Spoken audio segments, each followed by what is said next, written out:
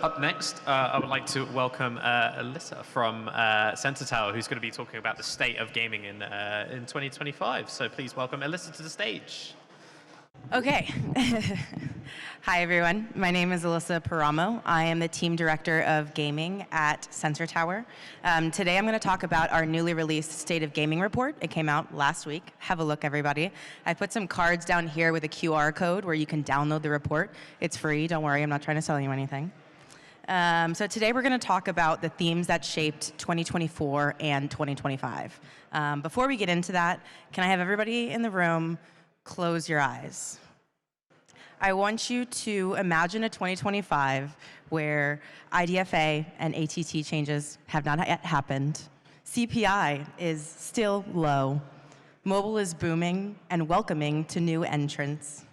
You can still effectively target your markets by, frankly, kind of a sketchy amount of data points, and the world is looking bright. All right, you can go ahead and open your eyes because that's just absolutely not going to happen for 2025.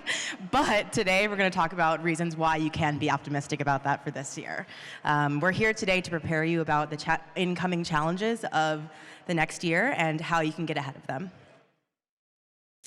All right, so what we're very excited to report this year is that we are returning to growth in 2024. So very happy about that after a down year of 2022 and 2023.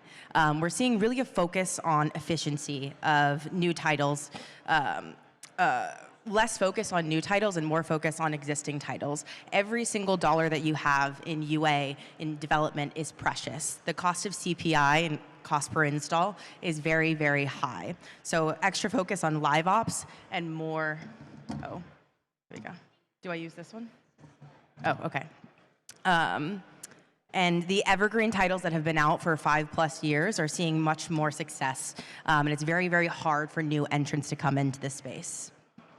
We're seeing a shift away from performance marketing and into more brand marketing and transmedia. And we're also seeing success in next-gen social platforms such as TikTok and a higher share of voice on ad networks such as AppLovin. And lastly, for the year, we saw success in the hybrid casual monetization, which is also up. All right, quick snapshot of what the year looked like. Across the board, we see lots of positives here. We have increase in IAP purchase revenue, increase in total hours spent, total sessions, and gaming ad impressions that were captured. As you'll notice on the left, the one thing that is down is new games downloads. And we're going to see this over and over again today, and what exactly is causing this decrease in downloads, and is revenue more successful comparatively? Is there a market maturation? What exactly is causing that? So first, we're going to talk about downloads. So over here on the graph, you'll notice it was very tough after the COVID boom. On the left side of the graph, we're looking at apps and games, which is about 1% down year over year. And then on the right side of the graph, you'll see about a 6.6% decline year over year for iOS and Google Play games.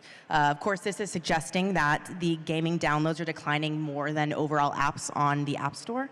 However, 49 billion is still a big number. App stores are still healthy and there's still demand from consumers, but there is some hesitancy and you'll see competition between these two stores. You'll notice on the right side of the graph where we're looking at iOS, which is in that lighter blue color, and the darker blue color is in Android. iOS stayed about stagnant with declines in Google Play. So what is causing that? We are seeing a bit of a decline there, and we'll talk about that in future slides of what might be causing that. So on this graph, you'll notice on the left, we are talking about the various product models. So we have hyper-casual, casual, hybrid casual, and mid-core as an overall market share of downloads. Glaringly on the right side of the graph, you'll notice about a 17% decline in casual downloads year over year. What exactly is causing that? It's not all doom and gloom. While we are seeing a decrease in downloads in casual, we are seeing an increase in revenue, which suggests that they are better monetizing the users that they already have. It's tough for new entrants to come into this space, but as you focus on live ops and fostering the arsenal that you already have within casual, we are seeing revenue increases. So audiences are sticking with what they know in casual, and evergreen titles are really driving the growth. But again, we are seeing a decline in new downloads. We're also seeing a 3% increase in hybrid casual, and there were a lot of big releases this year. Midcore was about flat to declining, and then of course we see a 2% decline in hyper casual. Now let's take a look at this globally. I want to draw your attention to the right side of the screen where you'll see our biggest market, Asia, which is about a 21 billion market. We're about a 6% year-over-year decline. However, when you compare that to North America and Europe, which saw a 7% and 8% decline respectively, it's not declining at the same rate as North America and Europe is. So we again see a 7% decline and 8% decline in North America and Europe. I also want to bring your attention to the Middle East, which was the only growth region on this graph. As you know, there's been lots of investment in the region, and there is a big focus on growth. The Middle East is actually the only region that saw growth in both downloads as well as revenue. So definitely keeping eyes on the region as more investment pours into the space. And we also saw an 8% decline in Latin America as well. Okay. All right, so we're making our way over to revenue now, which is what we're looking at. Revenue is up. Now we're into the good news, the positive things to look forward to in 2025. So again, revenue is up. On the left side of the graph, we're looking at apps and games, which are up about 13%. We saw growth in both iOS and Google Play. On the right side of the graph, we are looking at just games themselves, which we see Android and iOS, and then about a 3.8% growth year over year. So what exactly is this telling us? We see that Google Play on the right side of the graph actually saw a decline, which is being offset by some of the growth in iOS. So what exactly is causing that? As we saw with declines in Asia, we see relative stagnation in gaming revenue across Asia, where Google Play is dominant. This year, the US and Europe had a much stronger year where iOS is dominant in those regions. Now, what exactly is causing this revenue stagnation in Asia? We'll talk about in successive slides.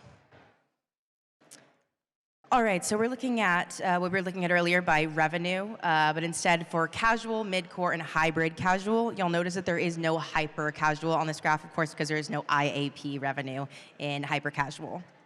So we've talked about the high cost of CPI, right, in previous slides. It's very, very expensive to acquire the right types of users. However, we do see a 6% increase in revenue and casual over the past year, and we also saw a 37% increase in revenue in hybrid casual. You'll also notice in terms of the market share on the left side of the graph that hybrid casual only went from 3 to 4%, which again is a very small portion of the market. But again, we would be remiss not to mention that 37% growth. Casual, with this growth, the higher LTV from casual means a higher CPI is more sustainable. We saw lots of titles grow in casual over the past year. Big gains with Monopoly Go, as well as Royal Match over the year. And we also saw mid-core kind of flat and slightly declining. You'll see this in various sections throughout the platform, what a challenge it was for mid-core over the past year. So, however, I don't want to, talk bad on mid-core because we're still talking about 2/3 of the overall market here in terms of revenue. They're still very effectively monetizing their users as compared to other product model types.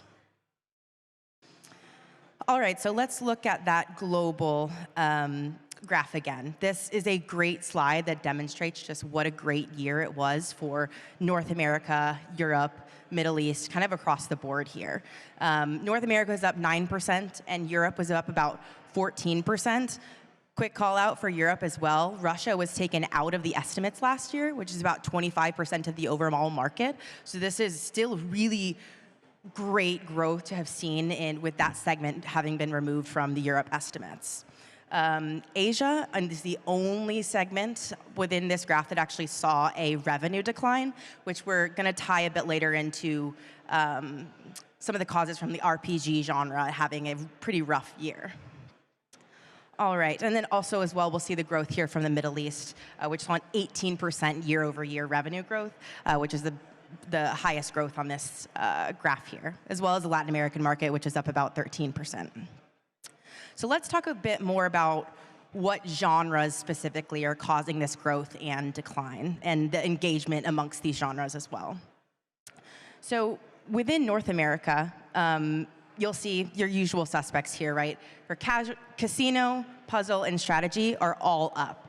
Casino is up about 16%, puzzle up 13%, and strategy up 17%. So what is causing this growth? In casino, about 27% of the growth in the North American market was caused by Monopoly Go.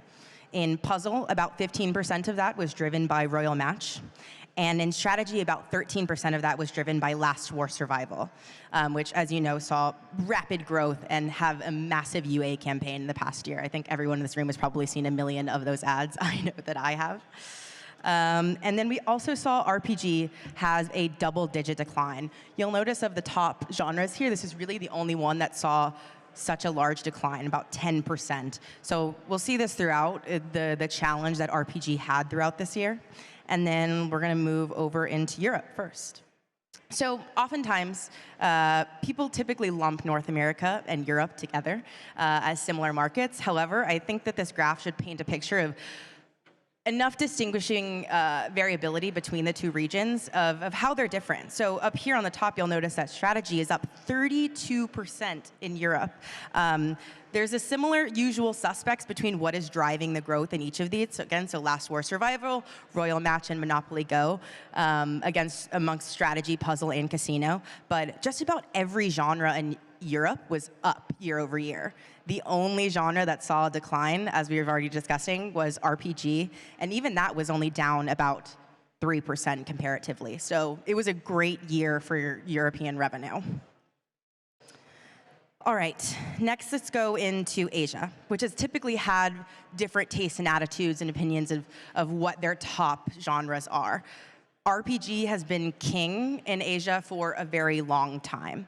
As we know, if RPG had a tough year, that's likely what is causing a lot of the challenges within that region. So you see that RPG is down 19% year over year. Strategy is up 10%. Shooters up 3%. Action is up 74%, which is actually driven by Tencent's Dragon and Fighter mobile. Puzzle, we see that increase by Royal Match, which has seen actually a 100% year-over-year growth in the region. Japan is actually now their #2 market. Now, what is causing this challenges within Asia, within the RPG? There's a lot of different factors. We have macroeconomic factors where many currencies are weak against the dollar. We also are experiencing some cannibalization within the top publishers in RPG. As you know, MiHoYo's two RPGs, we're looking at Honkai Star Rail and Genshin Impact, had a really rough year. We saw about a 15% year-over-year decline in Genshin Impact last year. So if that revenue was not sustained previously, that's going to show big declines in the #1 genre within this region. But it's not all doom and gloom for the region, because we do see increases in various casual genres, which is an interesting opportunity market for the region. All right, so let's talk about breakout games of 2024, the exciting stuff. This is going to be ranked by the consumer spend growth within 2024. Obviously, there's a lot of new entrants that have come out in the last 2 years on this list, but interestingly enough, there's a few titles that have been out for quite some time. When we're looking at Brawl Stars, Royal Match, and Roblox, to have been out for the length of time that they have and still be amongst these top growth lists is crazy. And we'll talk about the next slide about how we're seeing top-heavy concentration of evergreen titles driving a lot of this revenue. However, we do have our new releases in the past 2 years, of course, on this list. And we're talking about Monopoly Go, which was one of the most successful launches of all time. Actually, I think it was the most successful mobile gaming launch of all time. Whiteout Survival also had a massive year. Last War Survival, Legends of Mushroom, just a lot of creativity in people doing new things unfamiliar formats. Now, as I mentioned in the top-heavy concentration, there has been a lot of revenue concentrated to these evergreen titles that I keep talking about. Those have been out for 5+ years and have been around for a while. We'll talk about that a bit later. Actually, we're going to talk about that now. So, talking about the top-heavy concentration, we are looking at this graph here on the left between the splits of them. In 2019, it was a much more diverse market, right? We had a lot of money being driven by new titles as well as legacy titles as well. And you'll notice as time passes throughout 2024, the disparity of revenue that's being driven by titles that have been out for longer naturally is growing. What this means is that it's much harder of a market to enter into with the level of saturation that we're seeing. And so there's a high amount of challenge for new titles. So this brings us back to the themes that I was talking about at the beginning, in that people are really focusing on what they already have in their arsenal, really investing on live ops and engaging and acquiring audiences for their titles that do already exist. And again, titles that have been out for a while, we're talking about Candy Crush, which has been out for about 13 years, had its largest year last year. Titles like Pokemon Go, Clash of Clans, and Brawl Stars all saw a massive year. Okay, and let's actually go back to, we're going to go back to